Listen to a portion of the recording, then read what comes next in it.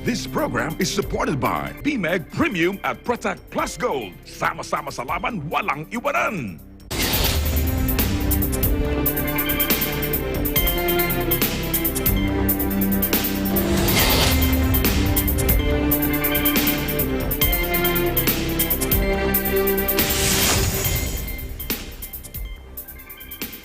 Hello, I'm Alma Angeles, and you're watching Eagle News International. And joining me today is CJ Hero. Hello, CJ.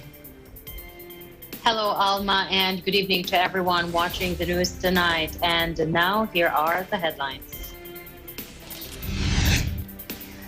Myanmar's ousted civilian leader Aung San Suu Kyi faces another court hearing after a UN envoy warned of the risk of civil war and an imminent bloodbath as the junta represses pro-democracy protests. 9 veteran Hong Kong activists face jail after they are convicted for their roles in organizing one of the biggest democracy protests against Chinese rule in 2019. Senator Manny Pacquiao took a stand against hate crimes that have targeted Asians and other minorities in the U.S. And Taiwan and Palau launch what is being billed as Asia-Pacific's first coronavirus travel bubble as the two diplomatic allies try to kickstart their battered tourist industries after successfully keeping infections at bay.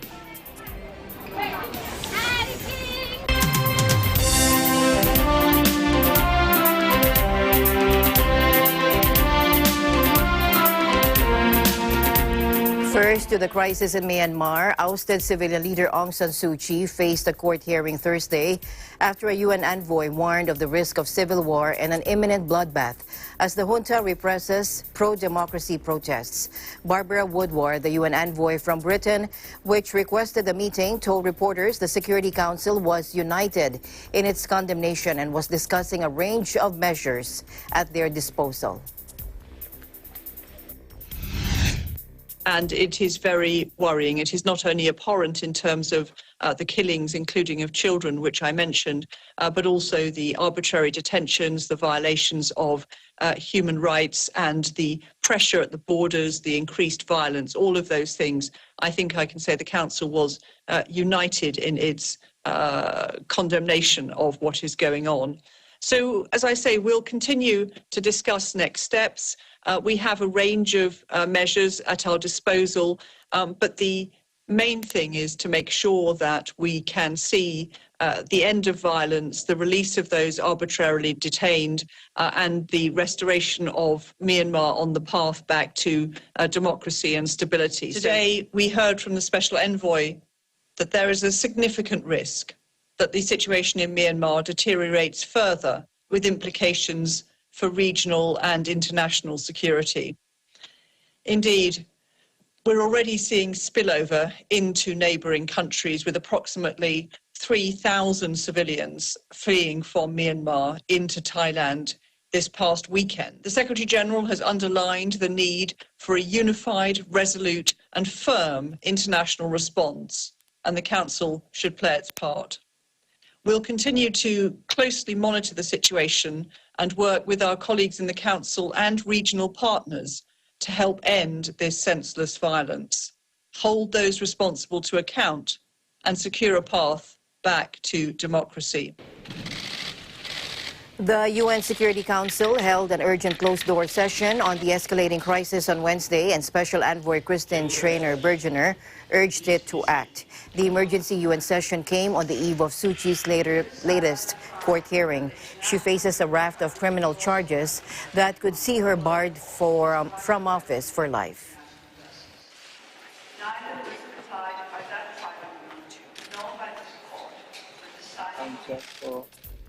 Meanwhile, Myanmar's ousted civilian leader Aung San Suu Kyi was smart and charming as always during a court hearing, says one of her lawyers. During the hearing, only one member of her legal team was allowed to speak with her via video conferencing in a police station in Naypyidaw. Watch this.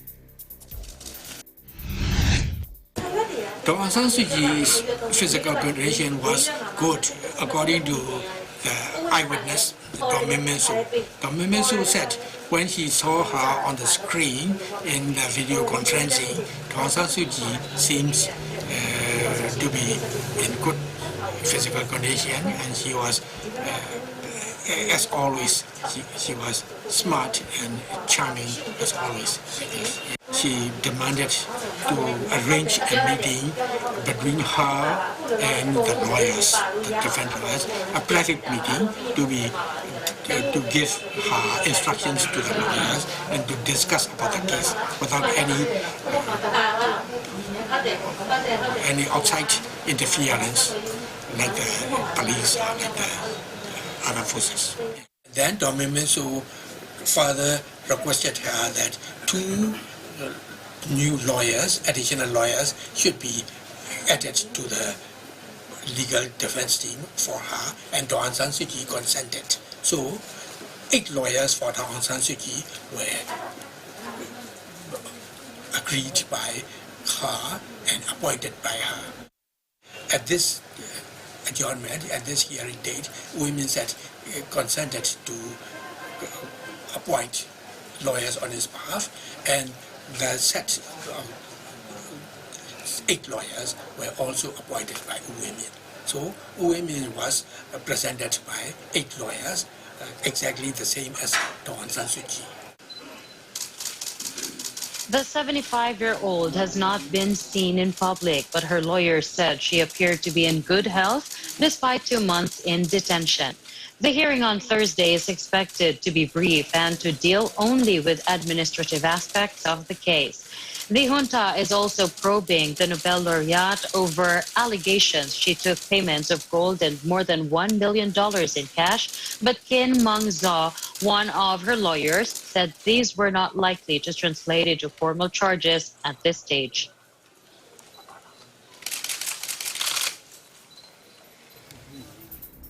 In another development, Britain today announced sanctions against the Myanmar Economic Cooperation, or MEC, for its role in serious human rights violations, a week after Washington cracked down on the military-linked conglomerate. MEC and other military-linked conglomerate called Myanmar Economic Holdings Limited, or MEHL, dominate many sectors of the resource-rich Southeast Asian country's economy, including trading, alcohol, cigarettes, and consumer goods. After seizing power in February from a civilian government, Myanmar's military has regained control of state companies. Foreign Secretary Dominic Raab said in a statement, 2 months on from the start of the February coup, the Myanmar military has sunk to a new low with the wanton killing of innocent people, including children. The UK's latest actions target one of military's key funding streams and impose a further cost on them for their violations of human rights. Along with the U.S., Britain last week announced an assets freeze and travel ban affecting MEHL. Washington also took action against MEC, or MEC. Britain followed suit on Thursday, saying the sanctions against MEC will be enforced immediately for its involvement in serious human rights violations by making funds available to the military, as well as its association with the senior military figures. The designation was in response to credible evidence that it has contributed funds to support the Myanmar military, according to the Foreign Office.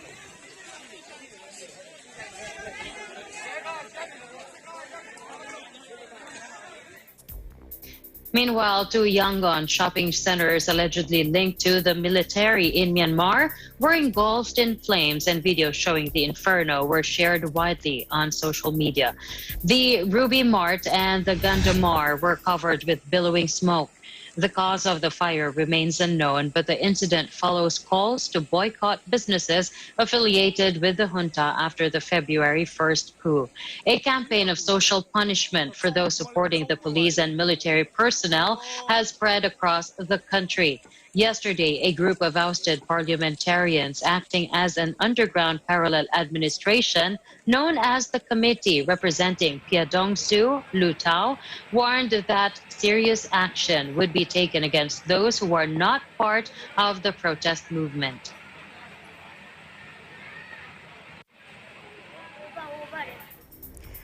Stop attacking Asians who can't defend themselves. This in a post of Senator Manny Pacquiao. He punctuated this with the hashtag Stop Asian Hate. Senator Manny Pacquiao took a stand against hate crimes that have targeted our Asian friends and other minorities in the U.S. In his tweet, he said, "Ako labanan mo, duwag, or fight me instead, you cowards." He also called for an end to the attacks against those who can't defend themselves. He added, "We have one color in our blood. Stop discriminating." New York police on Wednesday charged a suspect in a brutal videotape assault of a 65-year-old Asian American woman with Filipino descent that sparked outrage amid a surge of anti-Asian violence in the U.S. Now, police identify the man as 38-year-old Brandon Elliott, who was released from prison in 2019 on lifetime parole for stabbing his mother to death in front of his 5-year-old sister in 2002. The attack, which took place on a sidewalk in broad daylight in Midtown Manhattan on Monday, was caught on CCTV footage from inside an adjacent building, and even showed bystanders seemingly looking on without even intervening. The video also shows a man who appears to be a delivery worker watching the attack unfold from inside the building.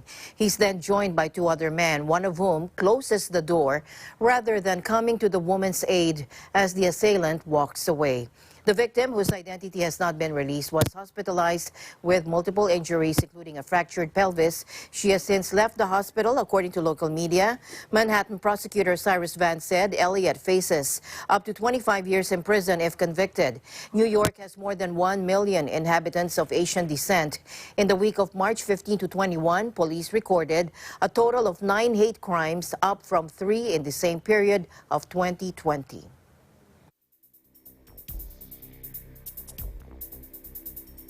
In a related news, New York Governor Andrew Cuomo said the attack was, quote, horrifying and repugnant, adding that anti-Asian violence has become an epidemic across the country that must stop now.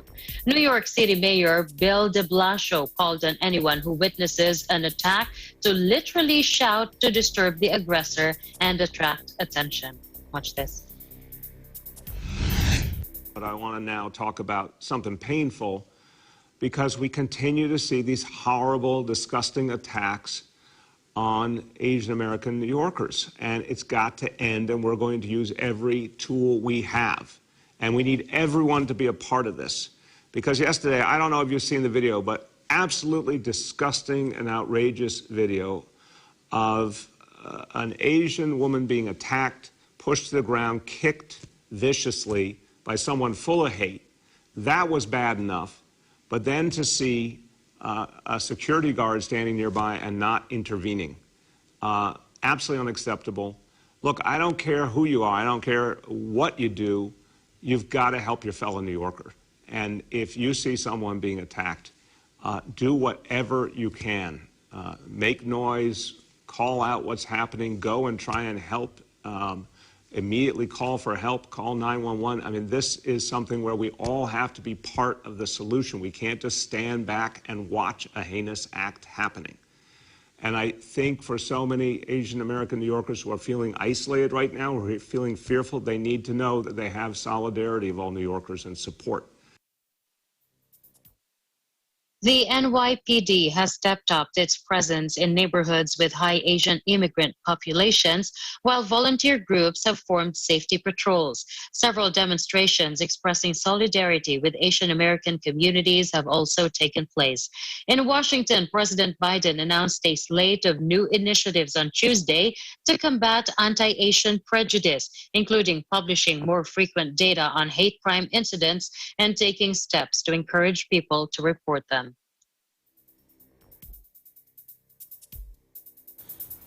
In other news, the Armed Forces of the Philippines, or AFP's Maritime Patrol of Pagkakaisa Banks last March 30 have resulted in the discovery of illegal man-made structures constructed in some of its features. During this patrol, we were able to document man-made structures that were built on some of the features, and these structures are illegal, according to AFP Chief of Staff Lieutenant General Cirilito Sobejana. in a statement today. Pagkakaisa Banks is under the jurisdiction of the municipality of Kalayaan, Palawan, while Julian Felipe Reef is a large boomerang-shaped shallow coral reef at the northeast of Pagkakaisa Banks and Reefs, or Union Reefs, located approximately 175 nautical miles west of Bataraza, Palawan. Earlier, the National Task Force West Philippine Sea, or NTFWPS, expressed concern about the Philippine Coast Guard sighting report where around 220 Chinese fishing vessels believed to be manned by Chinese maritime militia personnel were sighted in line formation at the Julian Felipe Reef last March 7. He added that the AFP, through the Western Command, regularly conducts maritime patrols in the West Philippine Sea as part of its constitutional mandate to protect the country's sovereignty and sovereign rights. He also assured every Filipino that AFP efforts continue to dutifully perform its mandate to protect and advance our national interests in the area.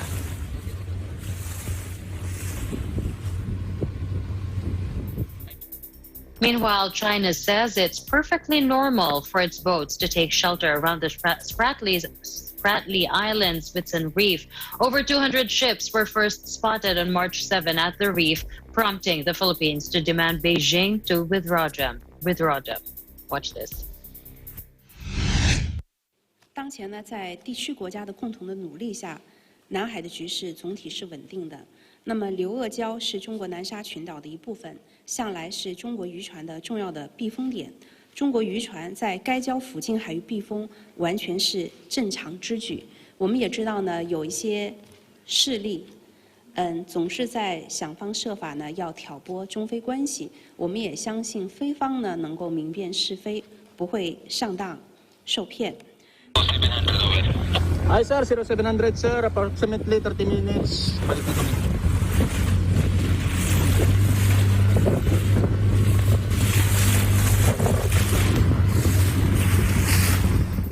Meanwhile, 9 veteran Hong Kong activists faced jail after they were convicted for their roles in organizing one of the biggest democracy protests in the city in 2019. 6 of the group, including Martin Lee and Lee Cheuk-yan, are granted bail pending sentencing. Take a look.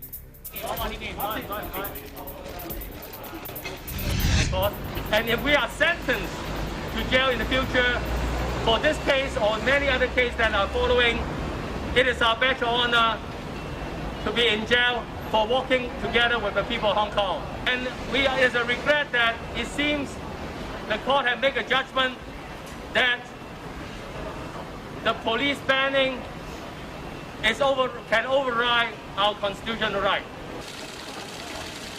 Now, among them are Martin Lee, an 82-year-old barrister who was once chosen by Beijing to help write Hong Kong's mini constitution, and Margaret Ng, a 73-year-old barrister and former opposition lawmaker. Media tycoon Jimmy Lai, currently in custody after his arrest under Beijing's new national security law, was among those convicted. Leung Kwan-Kung, an opposition politician known by his sobriquet long hair, who has also been detained on national security charges, was also sent down.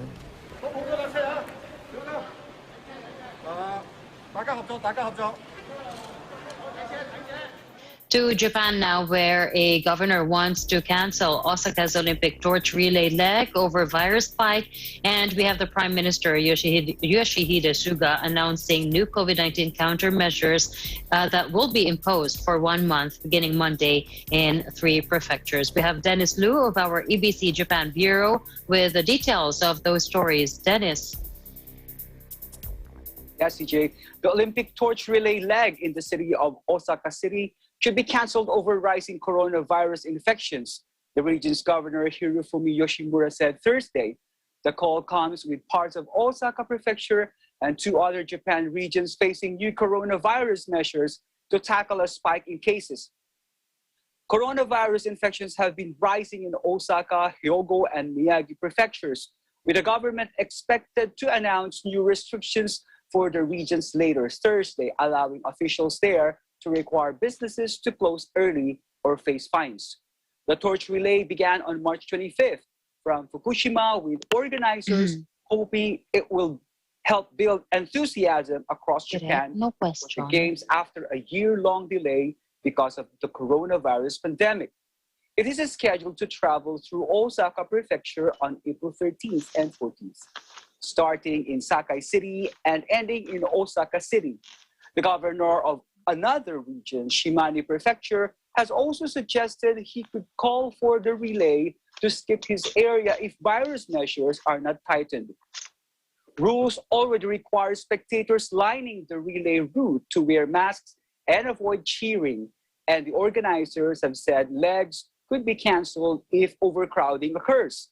Parts of Japan were placed under a virus state of emergency earlier this year, with Tokyo and surrounding regions the last to lift the measures on March 21st.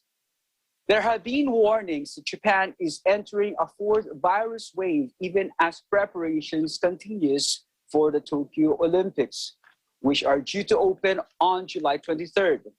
Prime Minister Yoshihide Suga announced Thursday new COVID-19 countermeasures will be imposed for 1 month beginning Monday in Osaka, Hyogo, and Miyagi prefectures. The new countermeasures, often referred to as Mambo. The shortened version of its full name in Japanese allow local leaders to deploy restrictions, albeit less strict than those seen during a state of emergency, in the hopes of preventing the need for stronger measures. The measures are possible following a revision of the country's infectious disease laws passed by the Diet in February and can be enforced in regions designated by the central government. This is the first time that they will be put into practice.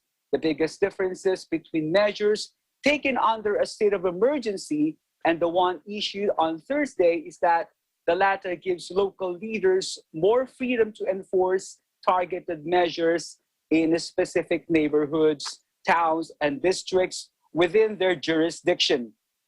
In comparison, a state of emergency and declared for an entire prefecture, which may be less than ideal if infections are only spreading in specific cities or districts. Beginning Monday, the governors of Osaka, Hyogo, and Miyagi will, among other measures, ask dining establishments to close by 8 p.m. and call on residents to stay indoors at night to prevent large gatherings.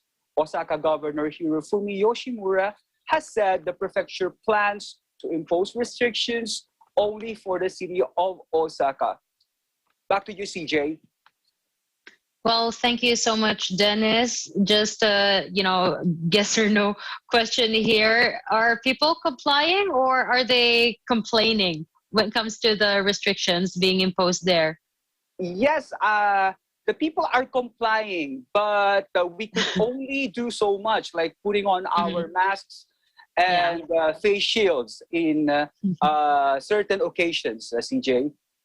Okay, well, thank you so much, Dennis, for those stories. Keep us updated on what's happening there in Japan, and please do stay safe. Yes, stay safe. CJ reporting live from Tokyo, Japan. This is Dennis Lu. We live in interesting times.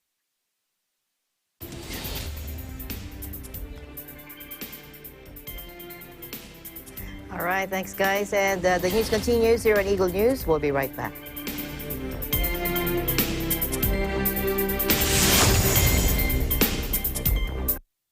This portion is brought to you by Canriv Corporation, your ventilation and air conditioning specialist.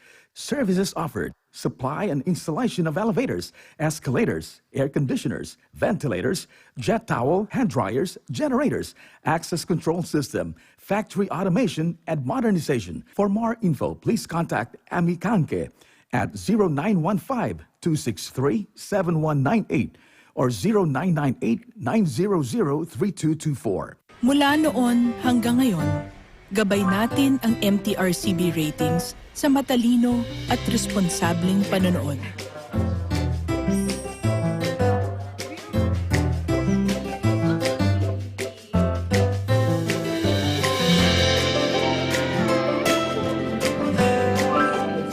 Sa tamang pagsunod sa MTRCB ratings, ginagawa nating ligtas at makabuluhan ang panonood ng bawat miyembro ng pamilyang Pilipino. Lumipas man ang panahon hanggang may pamilyang Pilipino, andyan ang MTRCB.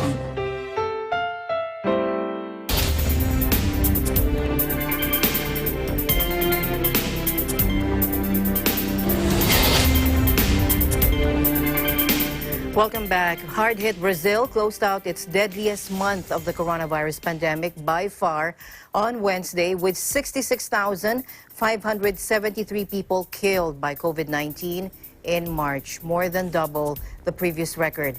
And as Brazil breaks these death records from a surge in COVID cases, São Paulo cemeteries, one of the Brazilian states most impacted by the pandemic, are now open even at night to face the increase in burials. Take a look.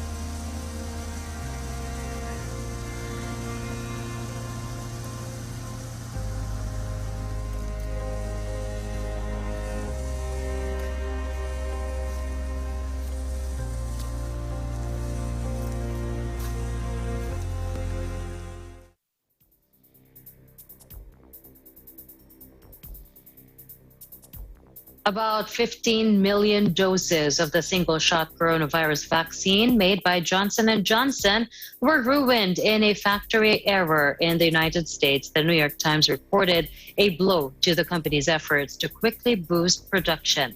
When contacted by AFP, the pharmaceutical giant said it had identified a batch of doses at a plant in Baltimore run by Emergent Biosolutions that did not meet quality standards but did not confirm the specific number affected.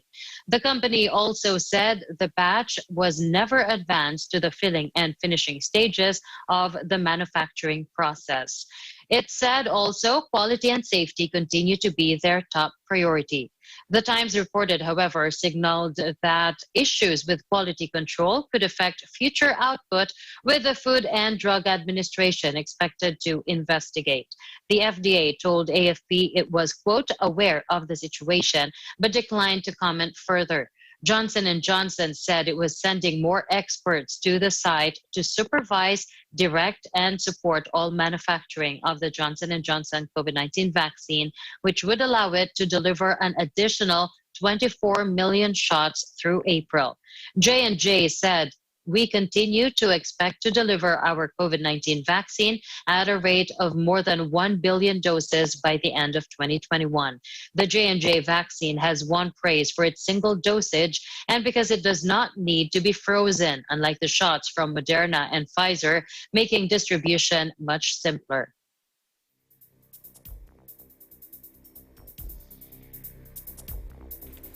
France will close down schools for 3 weeks to fight a rapid spread of coronavirus cases there.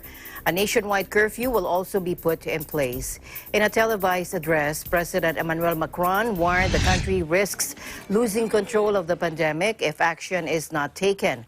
From Saturday night and for the next 4 weeks, travel restrictions as well will also be imposed across the whole country, and non-essential shops will close in line with measures already implemented in coronavirus hotspots such as Paris. The question in the coming days will be whether the new measures are enough to reverse the sharp rise in infections, which have been running at more than 40,000 a day, double their level at the beginning of the month. Exhausted intensive care doctors and hospital directors have pleaded for a strict lockdown to stem the influx of new patients.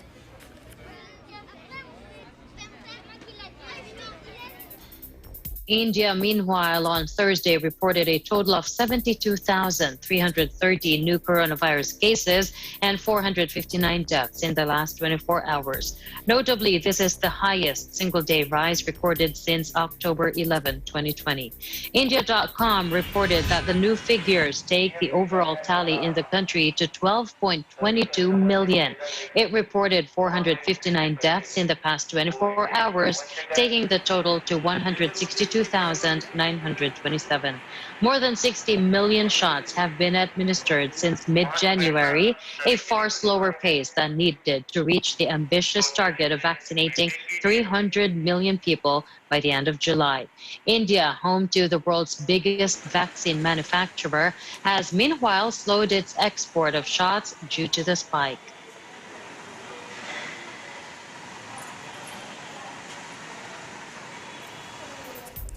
The World Health Organization also today slammed Europe's vaccine rollout as unacceptably slow, which it said was prolonging the pandemic as the region sees a worrying surge in coronavirus infections.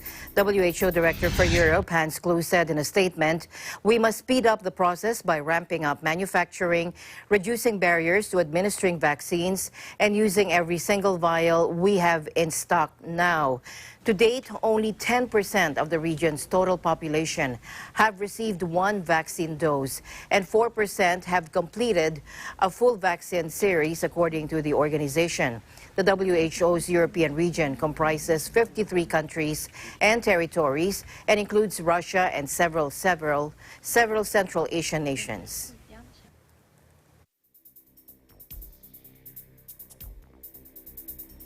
In other news, Hong Kong will resume administering the Pfizer-BioNTech coronavirus jab on Monday after the pharma giant said a packaging flaw that temporarily halted its use did not affect its safety, according to officials. The financial hub suspended use of the German-made vaccine last month when Fosun, its China distributor, informed authorities that some vial caps were defective. Health authorities in Hong Kong had previously stressed that any defective bottles were discarded before being given out and that they paused the program temporarily out of abundance of caution. More than 180,000 residents who reserved Pfizer-BioNTech vaccinations were affected by the 12-day suspension, including some 30,000 people who were due to receive their second jab within the recommended 21-day window. Citing BioNTech's own analysis, Hong Kong's health director, Constance Chan, said the problem in some vials had been traced to how caps reacted to the minus 70 degrees Celsius temperatures the vaccine must be kept in for storage. When the vials were defrosted to be prepared for administering, she said, air sometimes leaked in. Officials said the new batch of vaccines arriving in Hong Kong on Friday had been manufactured in another factory in Germany where over 15,000 vials were tested and no defects were found. Meanwhile, India's decision to slow coronavirus vaccine exports will make it difficult for Africa to hit its year-end vaccination goal, according to the head of the continent's disease control body today. Now dubbed the pharmacy of the world, India announced last week it was putting the brakes on exporting COVID-19 vaccines as it battled a new wave of infections and a faltering inoculation drive at home. Oxford AstraZeneca jabs produced by the Serum Institute of India represent the backbone of Africa's own vaccination campaign, according to Jan Nikan Ngasong, director of the Africa Centers for Disease Control and Prevention. He told this during a press conference today. The majority of the continent's doses have so far come from the COVAX scheme, which aims to provide equitable access around the world, and particularly in poorer countries. Now, if those are delayed, then we are unlikely to meet our targets, according to Mr. Nekangatsong, referring to a goal of vaccinating around 30% of people in the Africa Union's 55 member states by the end of this year. Though Africa was not hit as hard as experts feared during the first year of the pandemic, some countries are in the middle of sharp upticks, including Kenya, which has seen a 53% average weekly increase in cases over the past month.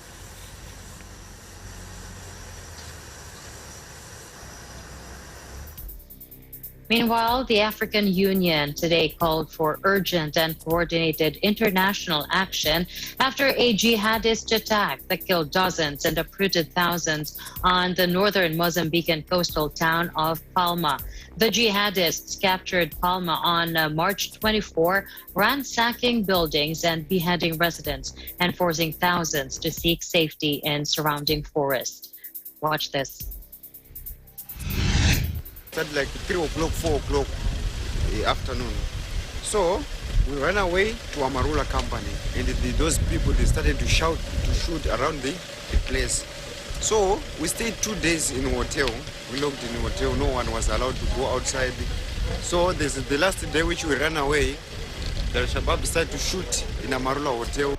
African countries, we mustn't do like that things. We must be united, not like other countries who fight. We are Africans. We are Africans. Dozens have been killed, more than 8,000 displaced, and many more are still missing following the coordinated attack, seen as the biggest escalation of an Islamist insurgency that has battered Cabo Delgado province since 2017.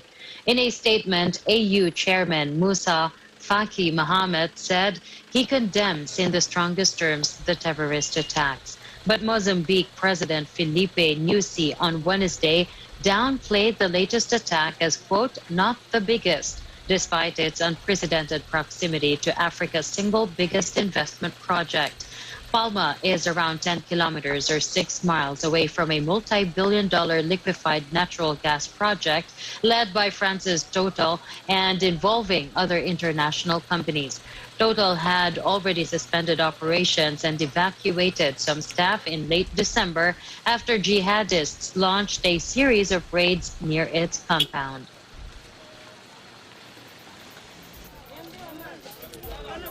In other news, going back to Europe, Slovakia's new government was sworn in today, wrapping up a month-long political crisis set off by the former prime minister's decision to buy Russian Sputnik V vaccines. Igor Matovic resigned on Tuesday after intense criticism within the ruling coalition of his overall handling of the coronavirus pandemic, which has hit Slovakia particularly hard. After the ceremony, his replacement, Edward Heger, said, quote, people expect action and results from us, and we have a lot to do. President Zuzana Kaputova told the news ministers, it is your responsibility to restore the trust of citizens. Matovic is staying on in the government as finance minister. According to Heger's old post, the new health minister is Vladimir Lengvarsky, director of a Central Army hospital.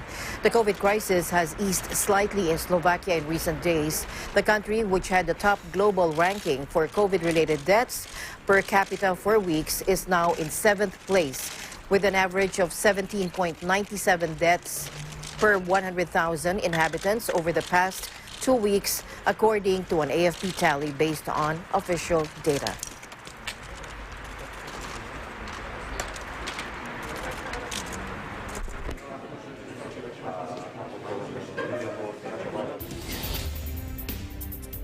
Eagle News will be back for more updates. Please don't go away.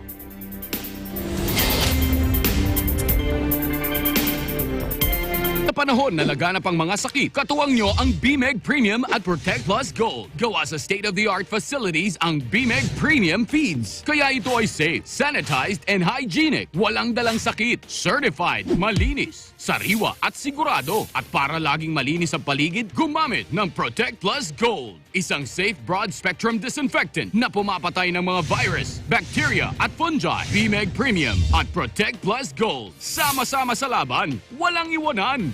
Higit sa boses, puso ang sandata ko sa pagkanta. You surprised all of us. Hindi ko in-expect yun. Upang mga awit ko'y inyong madama. Ang kukumpleto sa line-up ng second semi-finals, Carl Aris Tanueco! Ako po si Carl Aris Tanueco, ang pambato ng Angeles City, Pampanga.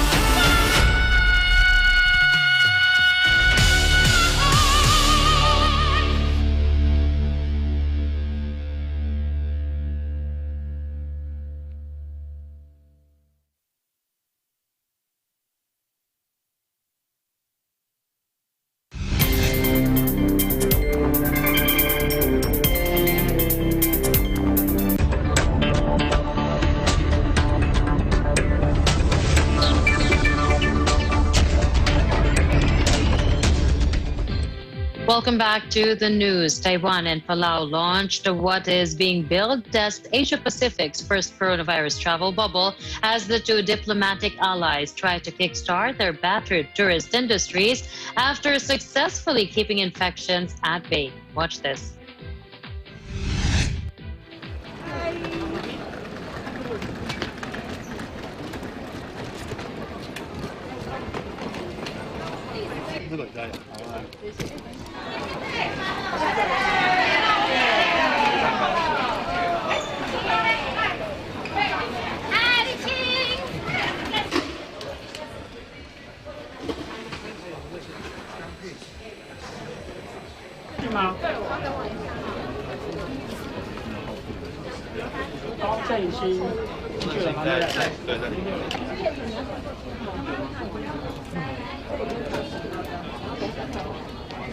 我准备了像很多在可以玩水上活动的这个服装啦，然后还有就是准备去迎接帛琉的太阳啦，然后还有因为从来没有去过国家，所以我很期待那边的文化的一些冲击，或者是关于这些在太平洋上面的历史啊，这些过去是我们从来没有接触过的，我很希望这一次能够彻底的去了解这些。又期待，但是又带一点感伤，因为已经太久没出国了。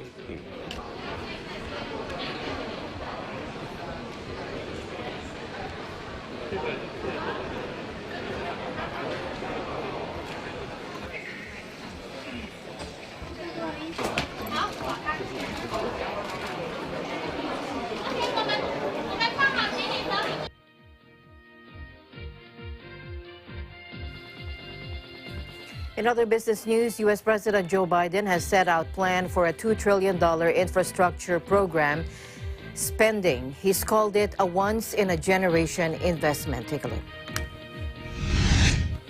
In fact, it's the largest American jobs investment since World War II. It will create millions of jobs, good-paying jobs. It will grow the economy, make us more competitive around the world, promote our national security interests, and put us in a position to win the global competition with China in the upcoming years.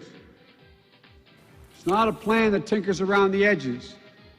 It's a once-in-a-generation investment in America, unlike anything we've seen or done since we built the interstate highway system and the space race decades ago.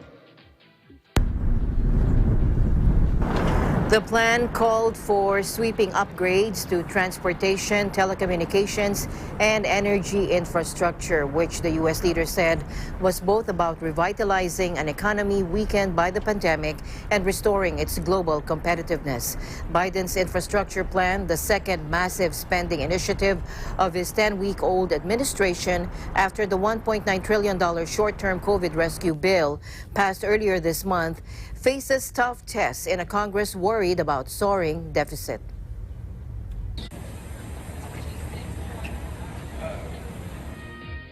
Global trade is set to grow by 8% in 2021, the World Trade Organization said Wednesday, stressing that the route out of the COVID-19 crisis rested on the rapid rollout of vaccines. The predicted bounce back in global merchandise trade by volume is slightly stronger than the WTO's previous 7.2% forecast issued in October. Watch this. Trade growth is expected to slow to 4% in 2022. It's important to note that this would still leave trade below its pre-pandemic trend. COVID-19 continues to pose the greatest threat to the outlook for trade. New waves of infection could easily further undermine any hoped-for recovery. I said that the best economic stimulus that can help us recover quickly is access to vaccines. So I think what governments should be doing and are doing is trying to solve the health problem by getting access to vaccines, therapeutics, and diagnostics. That would be the number one thing. You can't really talk about the economy rebounding when you still have the health issue around.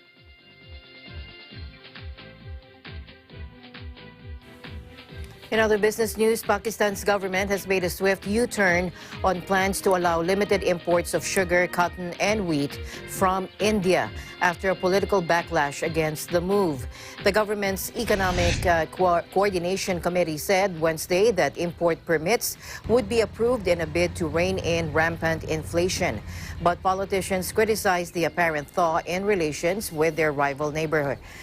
Pakistan Finance Minister Hamad Azhar had said the government made the decision in the interest of the people when asked why trade was resuming despite no change in New Delhi's position on Kashmir, a divided territory claimed in full by both countries.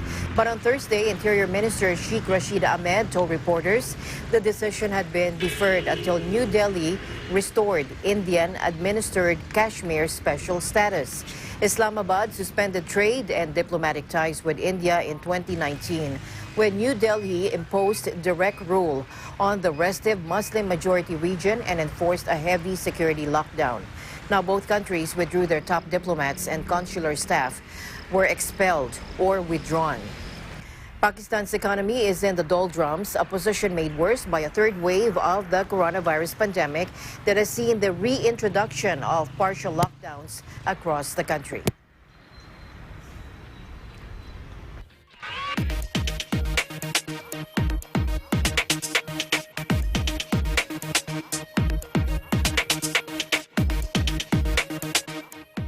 Microsoft has won a Pentagon contract for augmented reality headgear for soldiers worth $21.88 billion over the next decade. The company and the U.S. military announced Wednesday. The headsets, based on commercially available HoloLens, will make soldiers safer and more effective, according to Microsoft technical fellow Alex Kitman. The Department of Defense said the production agreement is for 5 years with a renewal option that could make the contract worth in excess of $21.88 billion over 10 years, a Pentagon official said in a statement. The award aims to deliver next-generation night vision and situational awareness capabilities to the close combat force at the speed of relevance, the Pentagon said. A head-mounted display used by soldiers for battle and training employs sensors for night and thermal vision, in addition to providing data for help in engaging targets and making tactical decisions, according to officials.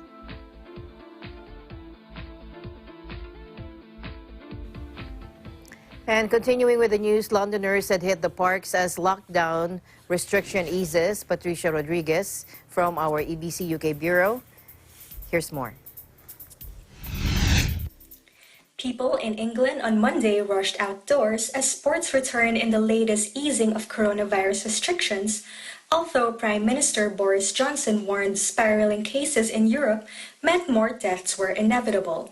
England's months-old rules have been relaxed thanks in large part to a successful vaccination drive, enabling outdoor gatherings of up to 6 people or 2 households in what newspapers have dubbed Happy Monday. Jessica Walker, one resident of Hillingdon, northwest London, was one of those who rushed outdoors. She had this to share. "We haven't swum since the 5th of January, so we were beyond excited to come back and get back into the water." She added, "It's very exhilarating. It's absolutely fantastic for managing both mental and physical health." She basked in the unusually sunny late March weather. Under the UK government's staggered lockdown lifting plan for England, schools reopened on March 8 and an official stay-at-home order ended Monday, allowing team and individual amateur sports to restart. Non-essentials retailers and services such as hairdressers will reopen from April 12. Limited indoor mixing in hospitality premises will also be allowed from mid-May, while many other remaining restrictions will be eased on June 21 if the outlook remains positive. The devolved governments of the UK's other nations, Scotland, Wales, and Northern Ireland, are moving at their own pace. Reporting from London, United Kingdom, I'm Patricia Rodriguez. We live in interesting times.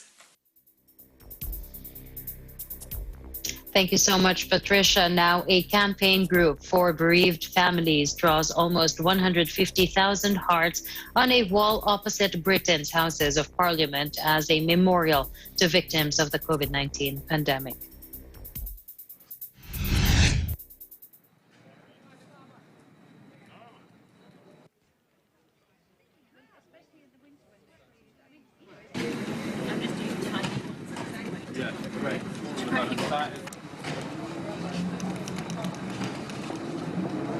Each heart that we've drawn on here is entirely unique and hand-drawn to represent that each of the people who have died were unique individuals that had friends and family who miss them just horrendously every day.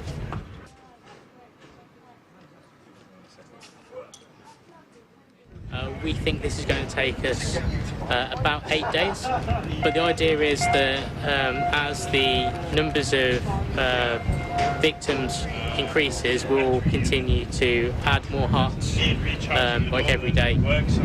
So it will be a living, live memorial.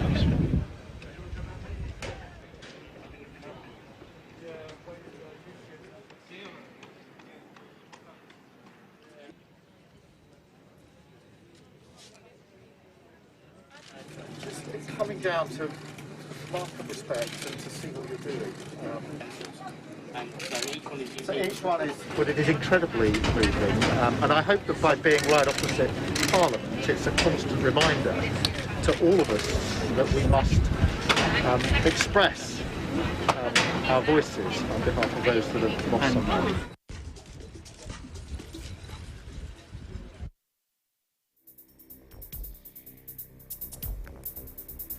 And finally in our news, using a small music box, a Swiss journalist tells the story of his country's struggles with the COVID-19 epidemic. The 4-meter-long sheet music details COVID-19 deaths across Switzerland, with every note making a haunting song. Take a look.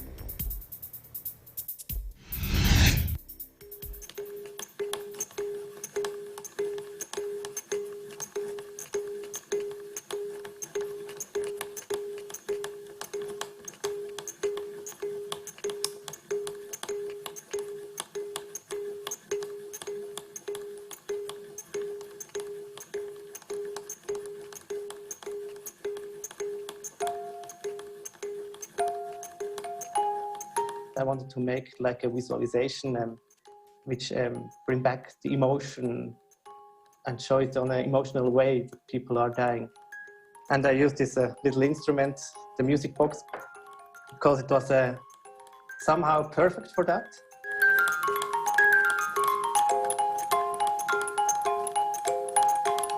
It's an instrument for children, so it's very innocent in some way. You use it to play little melodies to get kids to sleep. And when you combine this innocent instrument and like the heavy data from suffering, you get this clash of emotion. And that's what I liked about the instrument and the idea to combine data and this instrument.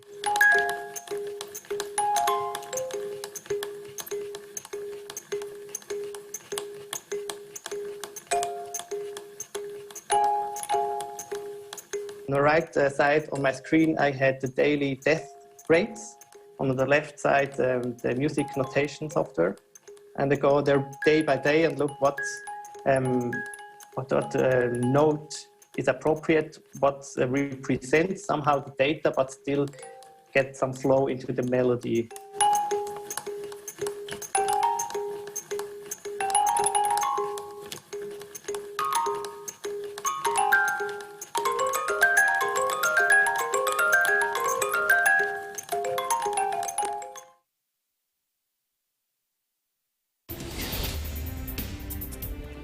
But I don't know what to say about that. It's haunting. I don't think I can sleep with that music though. Me too. Me too. Very I think haunting. that's what makes that's what gives it more impact, you know, Yeah. because it's something innocent, and then you have the music, and you get reminded of all the deaths. Of course, you know, our prayers for the family of everyone who has passed because of this pandemic. Well, that's it for tonight's broadcast. Thank you so much, everyone, for joining us. Please do stay safe out there. I'm CJ Hero. Please join us again tomorrow. And at the end of the day, there always remains so much more to be grateful for. I'm Alma Angeles, and we live in interesting times.